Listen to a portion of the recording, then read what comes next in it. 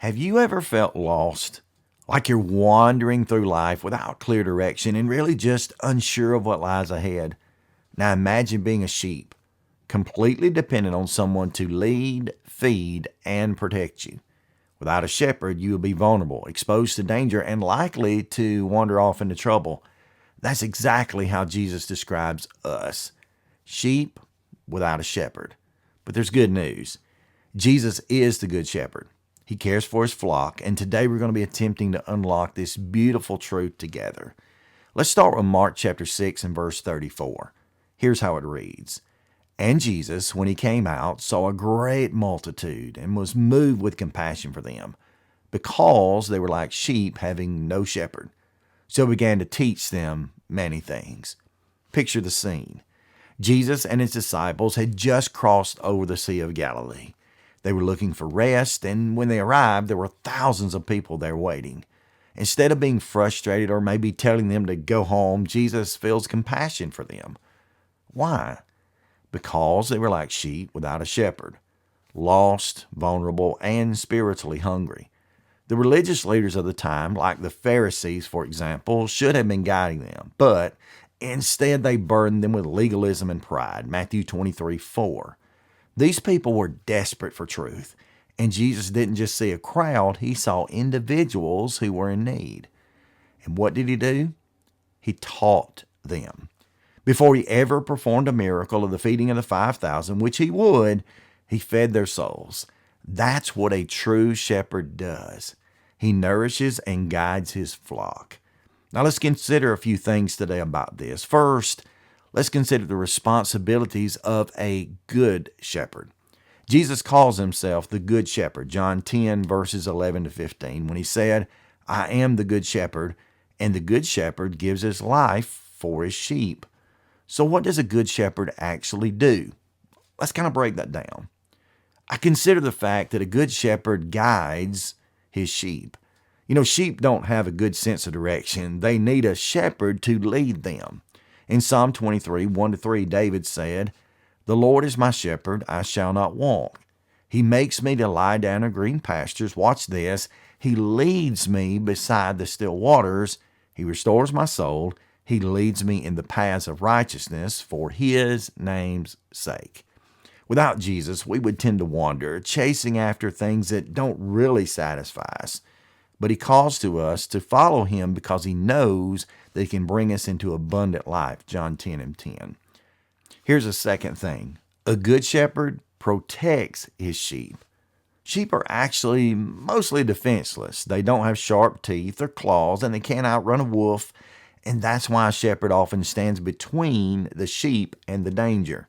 In John chapter 10, verses 12 to 13, Jesus contrasts the good shepherd with a hired hand or a worker who runs away when the wolves come. A true shepherd fights for his flock, and Jesus did just that.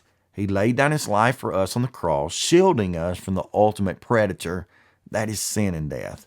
His sacrifice gave us eternal protection. In the third place, a good shepherd provides for his sheep. You see, sheep can't find food on their own generally. They need the shepherd to lead them to those green pastures. Likewise, Jesus provides us with everything we need. Spiritual nourishment, John chapter 6:35, when he said, I am the bread of life. Living water, when he spoke and said, whosoever drinks this water I shall give him will never thirst, John 4:14. Peace and rest, when he said, come unto me all ye who labor and are heavy laden, and I will give you rest, Matthew 11:28. So if you're feeling spiritually dry or empty, Jesus is the only source of true fulfillment. In the fourth place, a good shepherd seeks the lost. Jesus tells us a beautiful parable in Luke chapter 15, 3-7, about a shepherd who leaves the 99 sheep to search for the one that was lost. And when they had found it, it said, he laid it on his shoulders, rejoicing. Maybe today you feel like you're that one lost sheep, far from God, wandering in confusion. But Jesus doesn't give up on you. He's actually searching, calling your name, and ready to carry you home. Now, I am thankful Jesus is the ultimate shepherd. In the Old Testament, God actually rebuked the leaders of Israel for failing to be shepherds. Woe unto the shepherds of Israel who feed themselves. Should not the shepherds feed the flocks? Ezekiel 34:2. But Jesus is definitely different. He knows us personally. He said, I am the good shepherd. I know my sheep, and I am known by my own. John 10:14.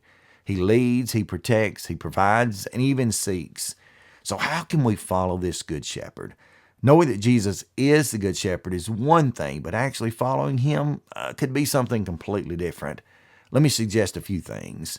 Number one, listen to his voice. Again, Jesus said, my sheep hear my voice, and I know them, and they follow me. John chapter 10 and verse 27. The best way to recognize his voice is to constantly read his word and know what to expect him to say. Number two, stay close to the flock. Sheep who wander alone are oftentimes found as easy prey. Stay connected to other believers, Christians, who will encourage you and hold you accountable in life. Number three, trust his leadership. Even when we don't understand the path, we can trust that he knows the way. So here's a question. Are you following the Good Shepherd? Jesus is the Good Shepherd. We've already established that through Scripture, but are you actually following him? Maybe you've been wandering, feeling lost, or maybe you've been relying on, quote, other shepherds that don't truly care about your soul. But today, Jesus is calling. He knows your name, and he sees you, and he wants to lead you home. Will you follow the Good Shepherd? Let me know your thoughts in the comments below. And if this message has blessed you in some way, please consider subscribing so we can keep unlocking the Bible together. Until next time, stay in the Word, stay close to the Shepherd, and keep your faith strong.